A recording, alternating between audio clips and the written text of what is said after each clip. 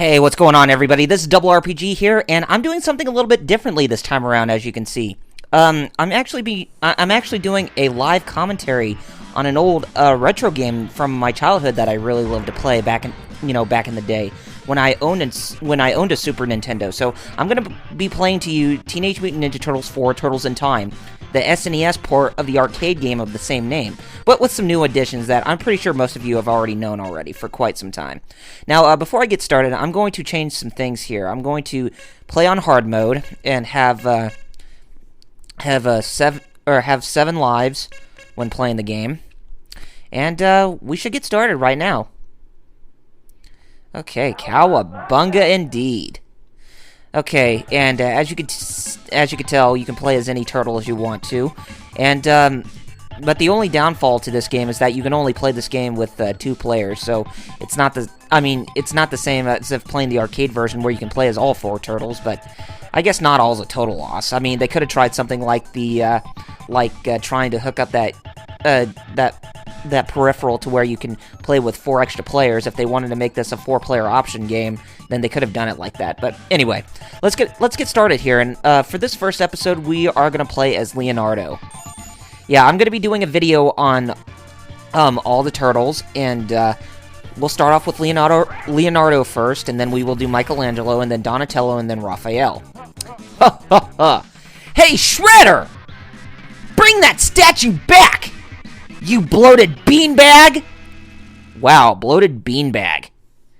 You never thought that, the turtles could say something that's not even swearing, like, oh, I don't know. But yeah, it just goes to show you that you can say almost anything without the need to swear or anything like that. And besides, why would you even need to swear anyway to provoke your enemies or whatever? I mean, sure, some people may still do it now, but I know I may have tried to do it back in the past, but I wasn't heavily into it.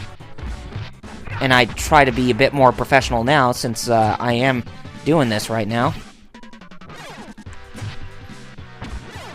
But there are times when, in case there's something that I feel that needs to be said, I'll say it with a passion and not hold anything back. Okay, pizza pie, or pizza time. I always used to think they said pizza time, but nope, they say pizza pie. Oh, no, they do say pizza time. They don't say pizza pie. Well, what am I talking about? And I'm throwing them to the screen. As you can see, it gives you 3 points if you do that. And if you hit the barrels there, they will explode, and you can hit Foot Clan members. That's one of the things that you gotta love about the old Teenage Mutant Ninja Turtles games is just side-scrolling beat-em-up action and just beating up a bunch of foot soldiers. It's really, really fun stuff. Okay, let's go ahead and get away from Super Krang there. And, I may have to do a gameplay commentary for, not only all 4 of the turtles, but probably the one on the arcade version too. But not Reshelled. I reviewed that piece of crap game from back 2009. That was my Thanksgiving episode, and I hate that game with a passion. That was around the time. That was nearly around the time, around that time too, when my finger got when my finger got all messed up. Remember in that update video I told you about when I originally joined Headshot Gaming that my finger got all jacked up because I accidentally placed my hand in a cabbage grinder when I was working at this chicken restaurant back in November 2009. Yeah, it was around that time then, but it's been doing better. But sometimes I still have nightmares of of that cabbage grinder trying to hurt my finger again. But that's like old news. Okay, come here. No need to back away from us. Baxter, Stockman, buddy old pal. And there he has his second weapon, the Fly Swatter, or the Fly Swapper. His first gun is just basically a machine gun. And I remember in Reshell that Sam Riegel, he's a famous voice actor for video games and anime, one of the only ones from the East Coast that I really like. He voiced Baxter Stockman in Reshelled. Kind of the same when he voiced Donatello in Reshelled and the 2003 animated series. Okay, Alley Cat Blues. Level 2. And level 2's got some awesome music. I mean, all the levels in this game have really awesome music. I think that's something that I needed to point out more when I first started start this LP is that the music in the music in this game, all the tracks are just incredible.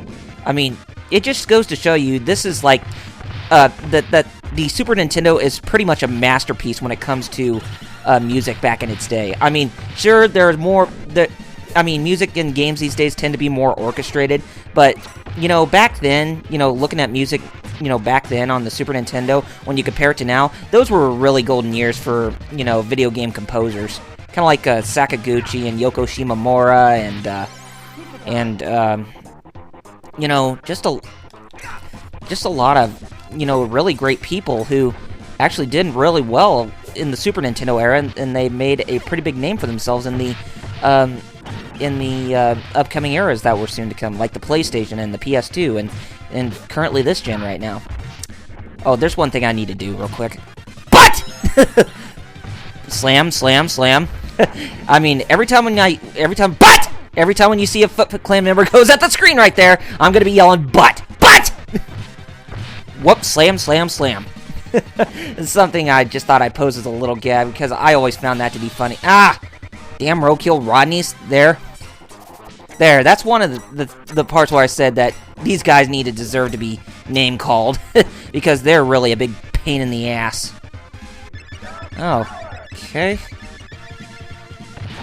I hit the fire hydrant. Okay. But! Oh. Sewer lid. Come on, let's slam, slam, slam, bam. But!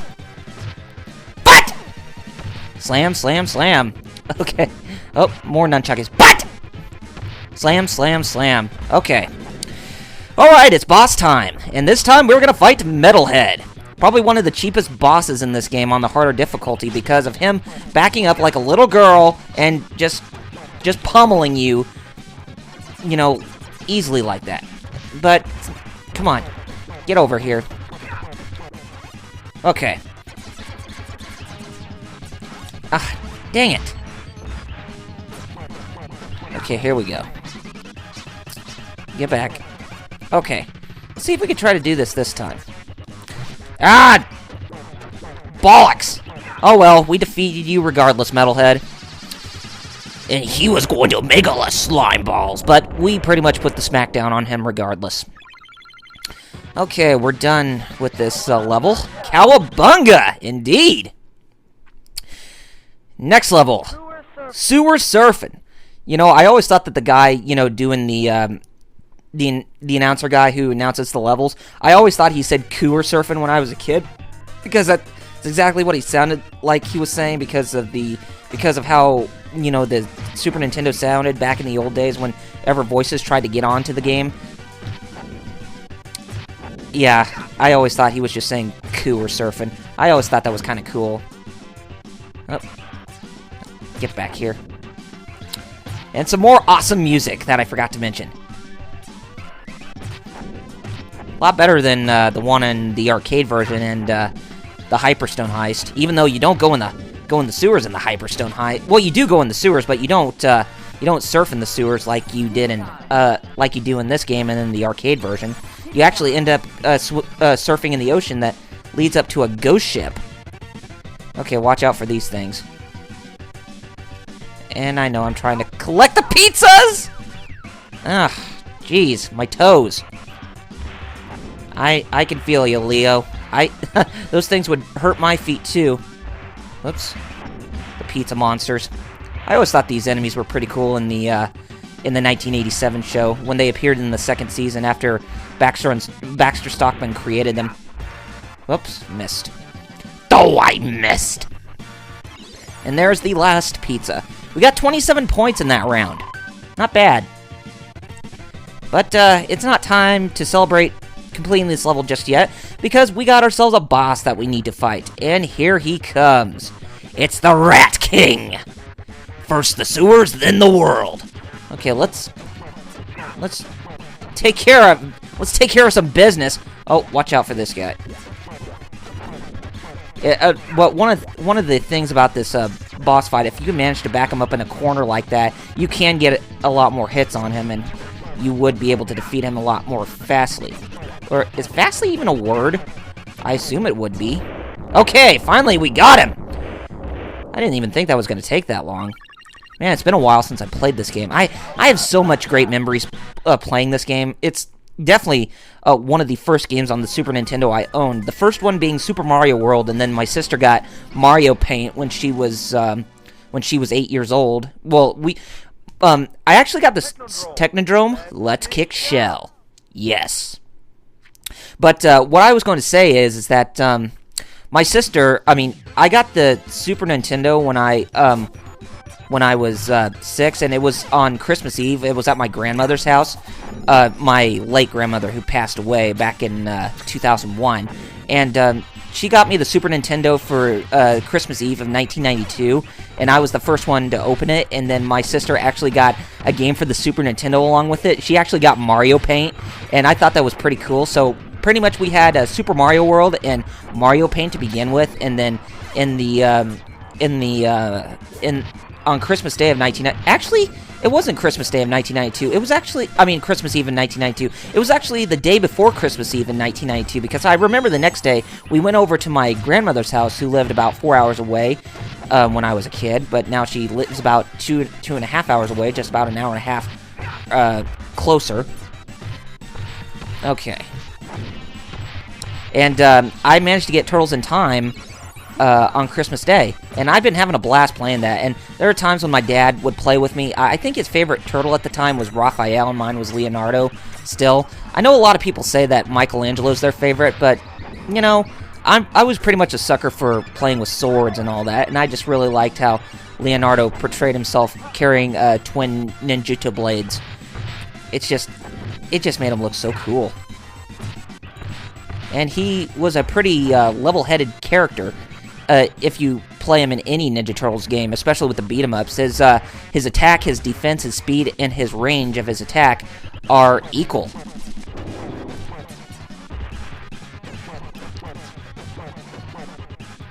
And but most of the others, when you play as he burnt me to a crisp. I miss TOKKA and RAHZAR from the movies.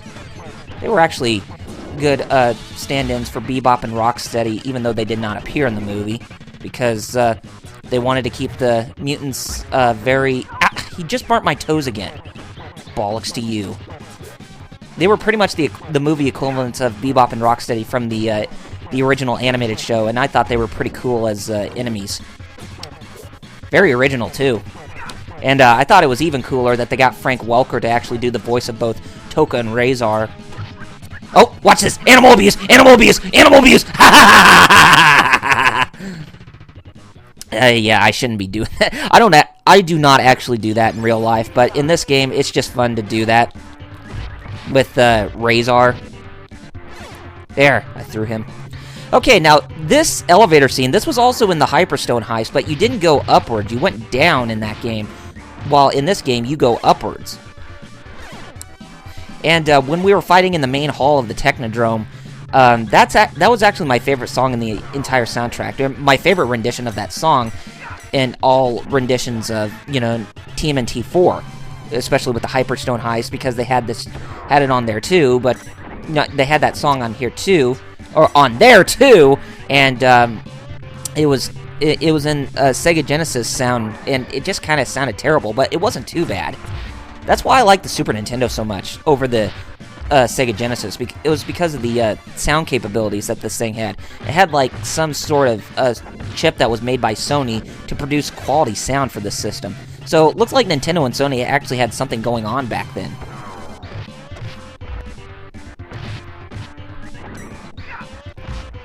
Oh, crap. There. Oh, not bad. I thought I was going to have a lot of trouble fighting against those guys. I don't know why. Oh well, here we are at Shredhead. Tonight I dine on turtle soup.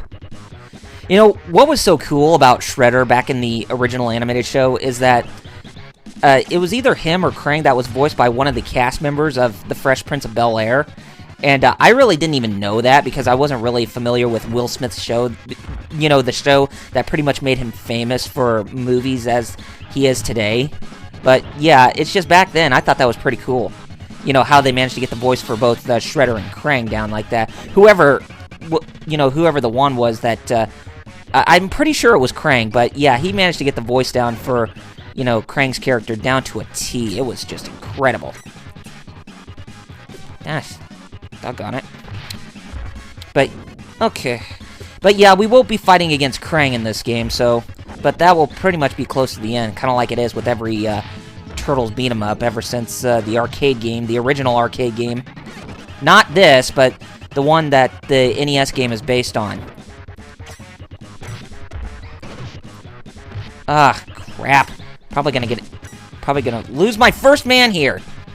And you can tell I'm playing this on hard mode, and I'm just trying my best to do, you know, try to not lose too many Ow! Bollocks! I'm trying my best not to lose too many lives, but that's probably gonna...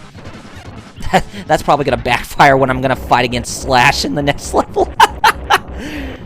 Oh well, we defeated Shredhead, but he's trying to escape to Dimension X like the coward he is. My patience is wearing thin. I'm banishing you to a time warp, from which you will never return. Yeah, I know, it didn't sound like Shredder from the original animated show.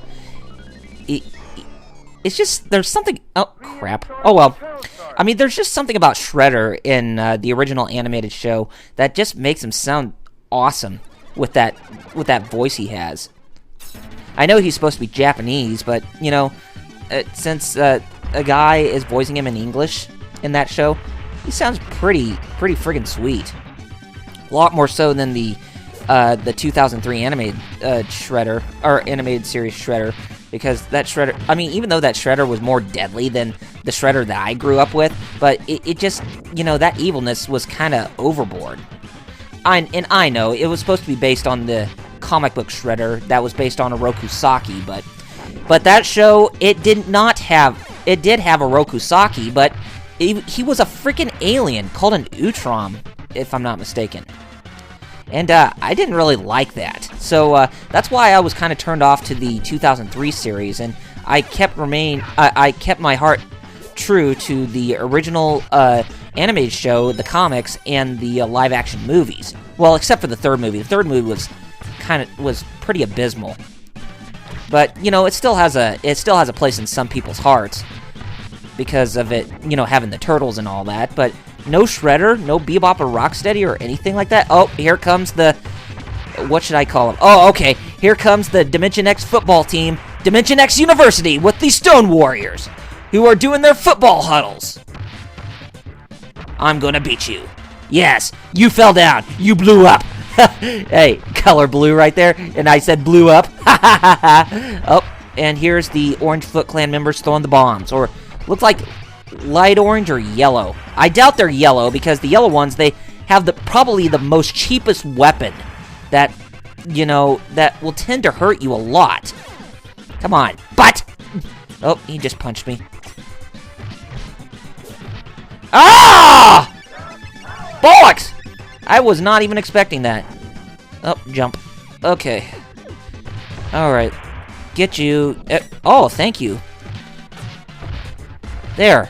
Oh. There. But! Oh. But. And, I know there's one that comes on one of the dinosaurs here. Let's see if we can get him. Oh, nope, we can't get him. Oh, well. Oh, thank you. I thought I was gonna get hit there. Jeez Louise, what is that? I know, it's from Star Fox 64. Which, by the way, I am definitely looking forward to picking up Star Fox 64 3D when it comes out on September 9th in the US. I definitely think that game is, despite it not having online, I think it's going to sell well because it, you know, even though it's a remake, it goes back to where Star Fox needs to be right now. Because while Star Fox Adventures was a good game on its own, it didn't have those elements in Come on! It didn't have the elements of Star Fox that we actually grew up to love. And Star Fox Assault, even though it had some good elements becoming a hybrid game, it still wasn't 100% what we wanted. And then Star Fox Command was just, ugh, my god. So hopefully they can redeem themselves right this time with the... Oh, I didn't want to do that! Ah, crap. Like I said, when fighting against this guy, I'm probably going to get my butt kicked. Oh, come on! Here.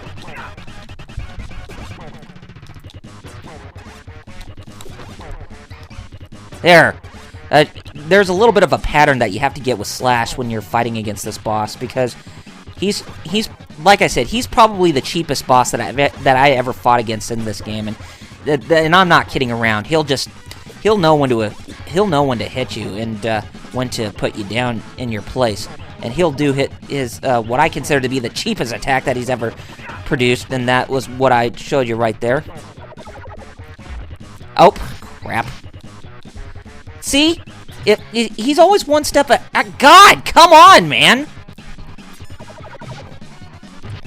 Oh! Oh, you son of a... Get over here! Bastard.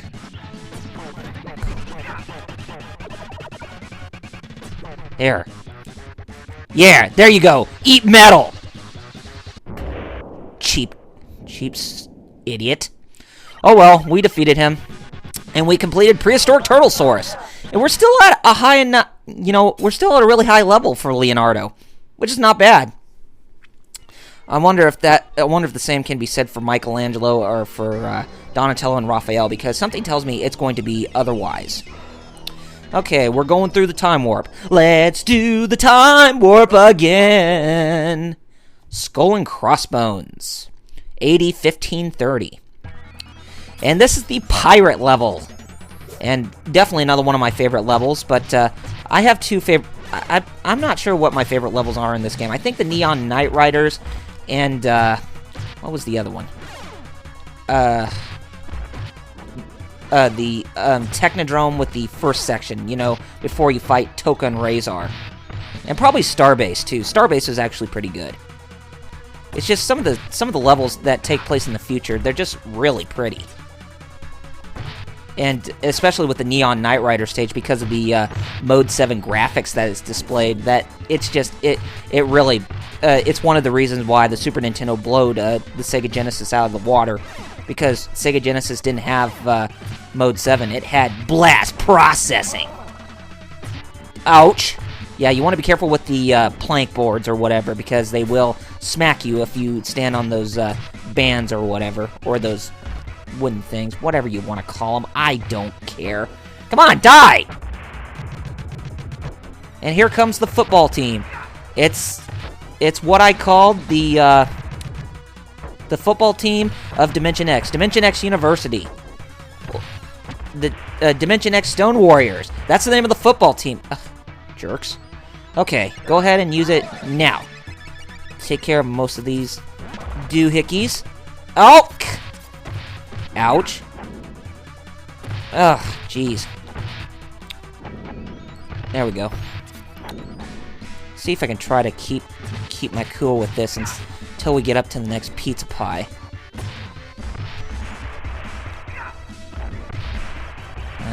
There. Okay, let's go ahead and move this way. We should be able to get pretty good distance. Okay. Okay. Oh, thank you. Alright, next one's taking... And I'm not looking forward to fighting against these guys. Oh, at least I took care of one of them. Oh, got both of them! Nice! I thought I was going to have trouble against those guys. Well, doesn't seem like it. Okay. Yeah, these enemies are pretty easy if you get the timing correct on how you need to hit them.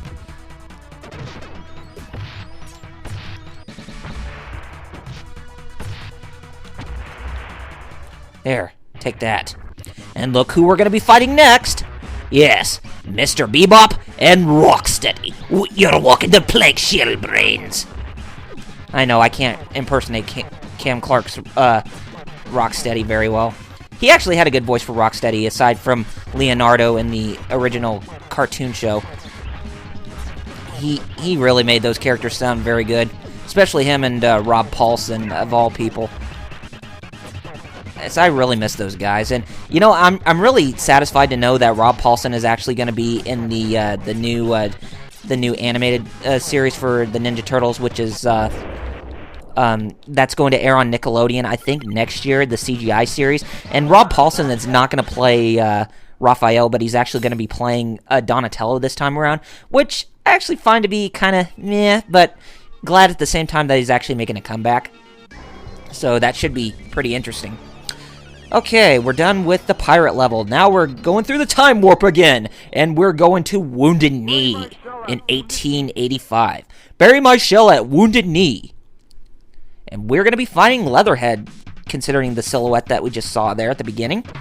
Okay, and go ahead and knock this barrel over. Do a barrel roll! And you'll be able to get some good points for that. Oh, the Foot Clan members with the Kusarigamas. Ah, you gotta hate those guys. Oh, but! Come on. Oh, slam, slam, slam, slam. Bam, bam, slam. I know. Come on. Let's do that throw again. Ah, not throwing them down. But! Foot Clan members wearing Western gear. Hey, you know, it's 1885. Maybe they should go and try to find Doc Brown to see if he's still here so they can try to get them back into their original time. Because Doc Brown from Back to the Future went to 1885 at the end of Back to the Future 2, you know, to where Marty had to go back to that time to try and save him. You know, that... oh, man. I completely forgot about that. You know, it would be very interesting if they just ended up, you know, getting off the train to see if they can try to find Dr. Emmett Brown in 1885. Ugh, come on. There. Ugh. That's what you get for making me waste my energy!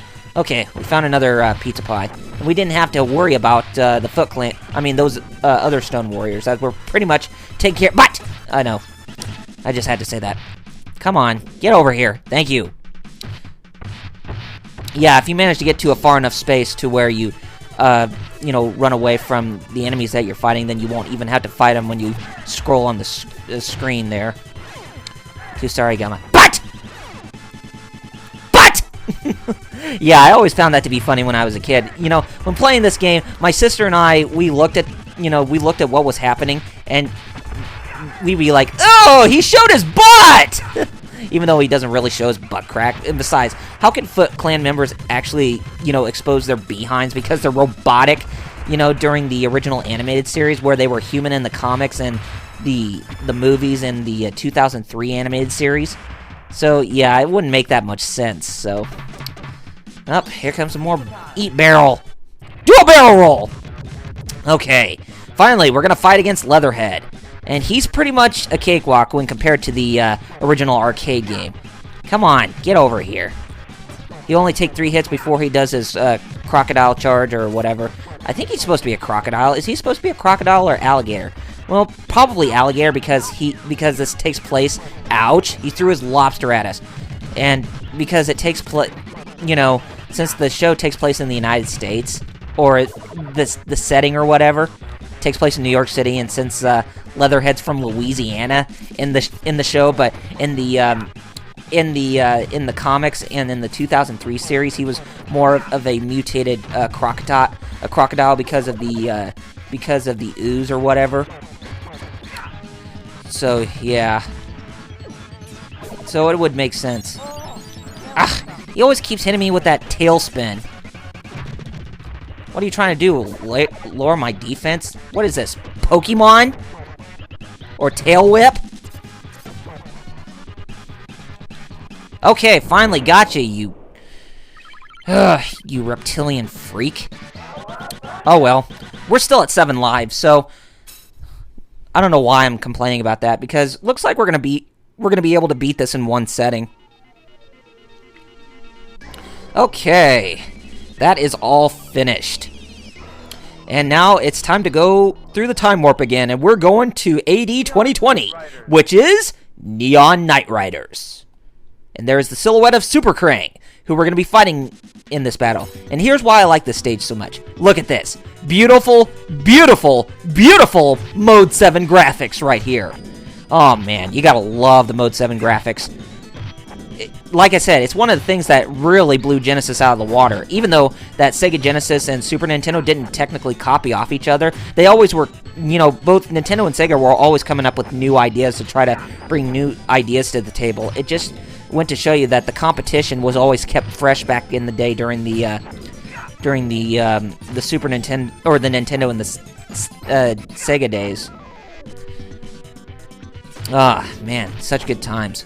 But looking at it now, it's like there's hardly anything new and fresh on the table, because it always seems like Microsoft, Sony, and Nintendo are always trying to improve one another. I mean, it's okay to improve the technology, but it's not okay to try to, you know, copy off each other, like how Nintendo came up with the Wii back in 2005 or 2006, and then Microsoft and Sony are trying to capitalize on the motion control fad, which they are too late to do that. And I thought Sony was already capitalizing on the motion control fad already when they did the iToy, but they pretty much gave up on that for quite a while and just, you know, did their own stuff. And they went to the Move eventually, even though it's a Wiimote ripoff, but still.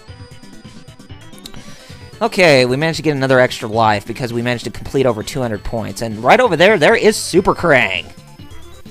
Flying. You know, and since he's flying like that, he kind of does look like a Decepticon or some type of Japanese, you know, Daikaiju monster of sorts.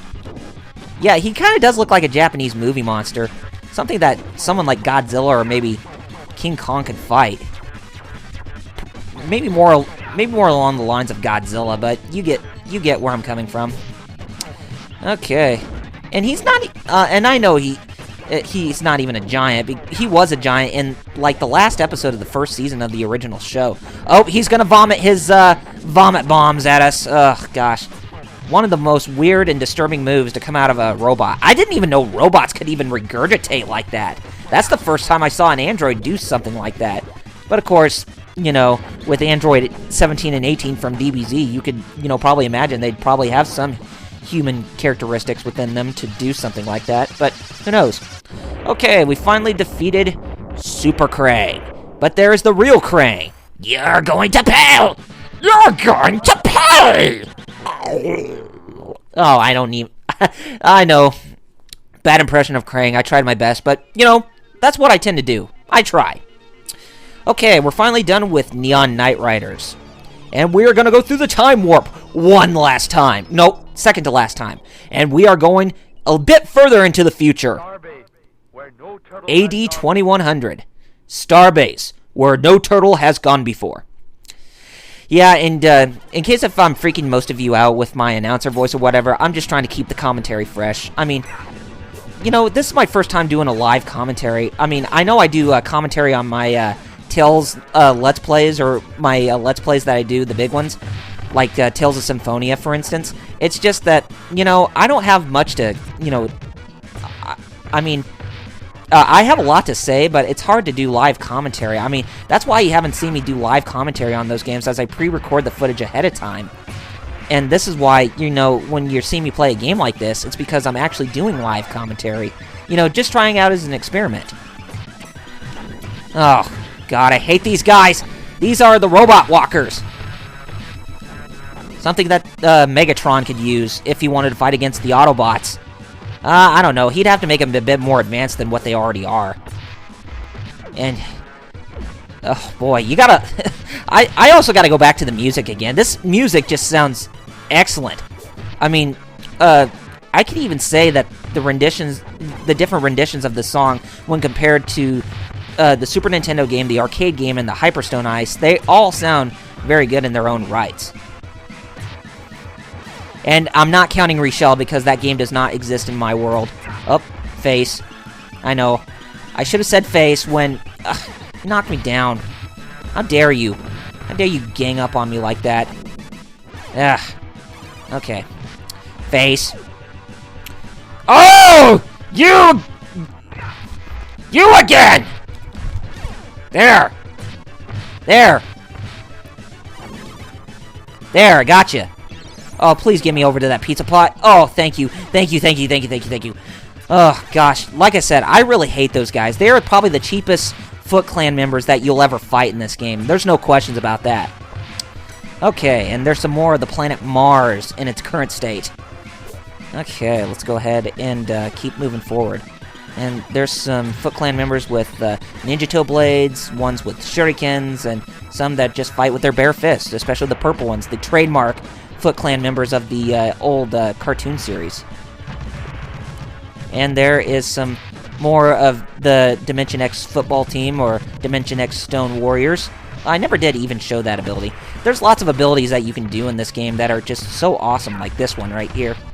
But I would pretty much save those for flying enemies. Kind of like Krang when he's flying around in that space thing or whatever. Ah! My toes! My toes! And we're trying to headbutt each other, and I actually get the upper hand here.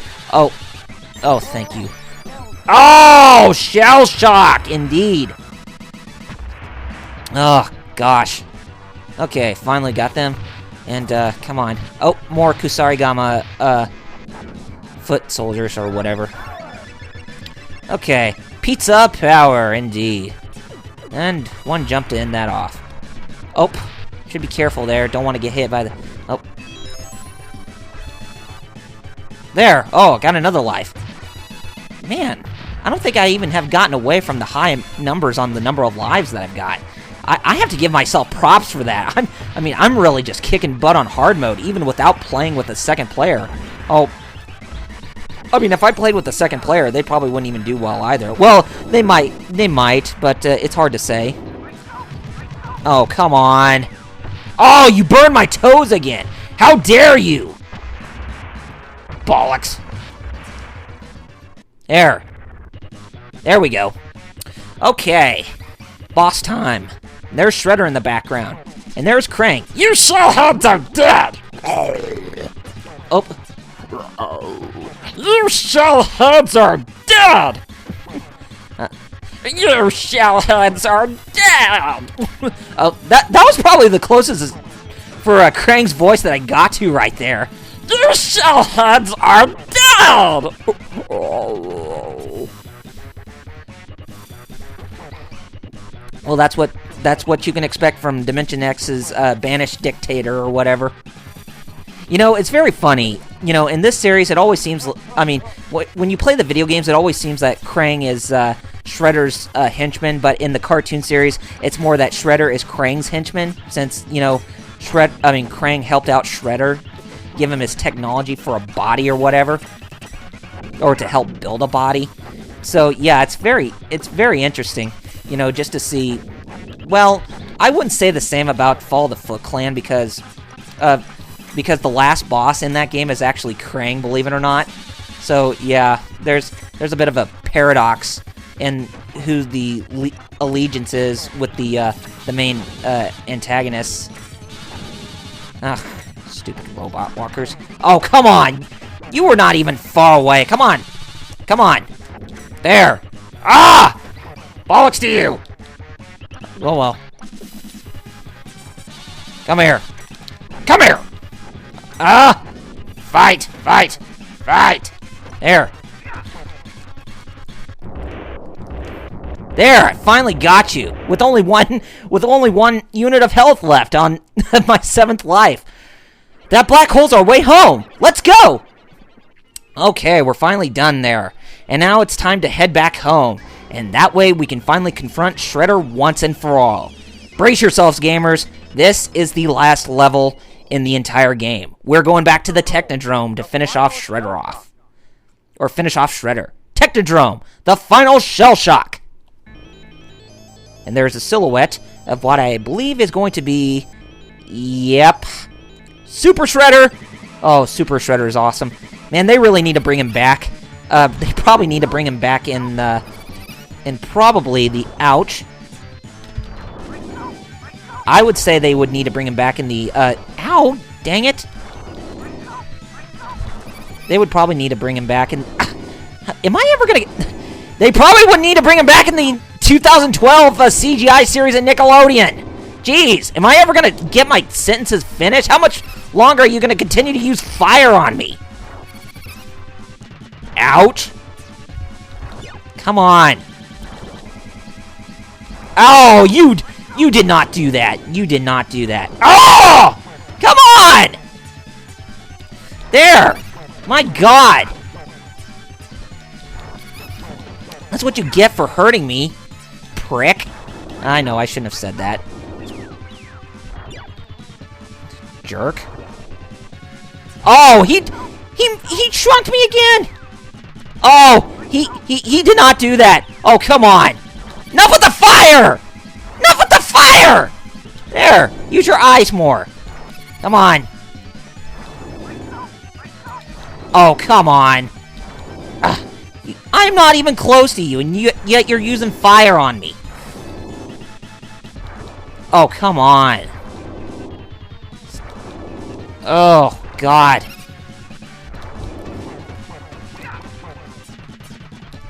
There. Get some hits in.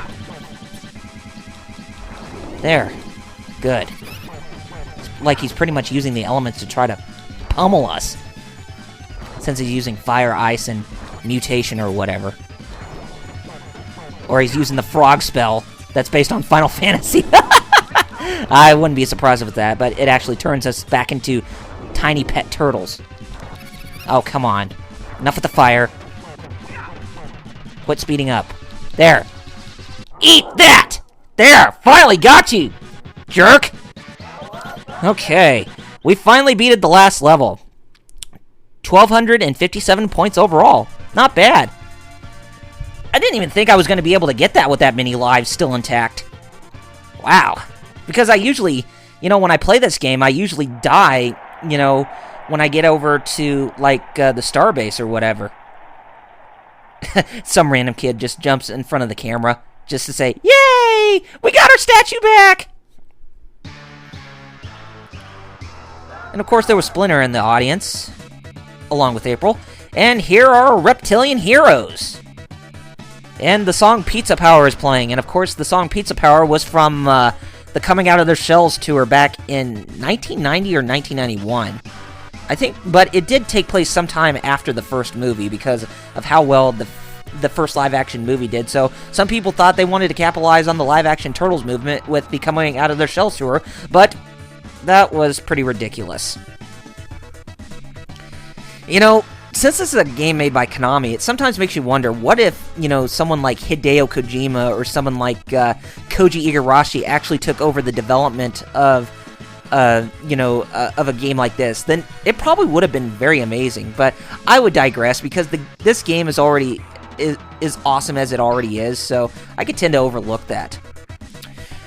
And the game was produced by Konami, as I said, and that was a very cool logo. I don't know what's up with Konami's new logo these days, but gosh, it's one of the things that I have against most companies these days. What is up with the new logos that they have? They're just so they're just so not cool.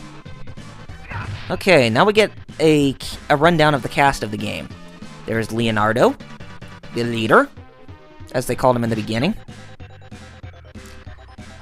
And then there's Michelangelo, the party dude! Sort of a airhead a little bit, but still has a strong sense of justice like his brothers.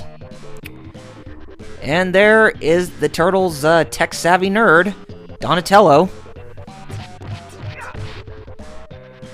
The cool dude who is crude, Raphael, and the fastest of the brothers. And then there is April O'Neil and Master Splinter, or who we would like to call Hamato Yoshi.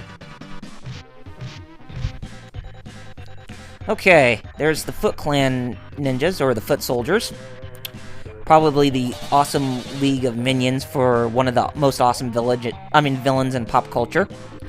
And Roadkill Rodneys. Ugh. That just sounds very funny. Roadkill Rodneys. It just seems like most of Shredder's created robots that he, or one of the, it seems like Shredder's League of Robots that he creates, they usually come up with some just dim-witted, moronic name, kind of like the Chrome Dome or just something. I can't remember. There was like something in Season 2 where Shredder created a robot of some kind. It was not a Roadkill Rodney or whatever. It was a new one. But I can't remember if it was something to insult Bebop and Rocksteady's stupidity. But I think it was something like a Chrome Dome or Airhead or something. I can't remember. But speaking of Metalhead, there is Metalhead right there. And, yeah, we're seeing the bosses right now. And there is the Rat King. But, yeah, definitely, this game is definitely a really good masterpiece in beat-em-ups. I mean, it definitely puts Reshelled to shame because of the atrocity that Ubisoft did on the game when they did the remake. They pretty much took a lot of the great moves that made this game awesome, and they just threw them. You know, they took out all those moves, and they tried to make the remake feel a bit more realistic. It was abysmal. Ugh, jeez. Okay, and of course there is Super Krang. And April is just shocked to see him over there. Along with Krang himself. And then there is the real Shredder.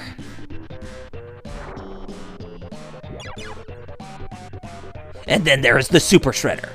And the Super Shredder was voiced by Kevin Nash. Or he was portrayed by Kevin Nash in the second movie. I thought that was actually pretty cool. Rather, since, since he was one of my favorite wrestlers back then. Congratulations, you have completed your training and are now true ninjas. Yes, I should not have interrupted the rat when we got to this section. But yes, we are now true ninjas and cowabunga, dudes.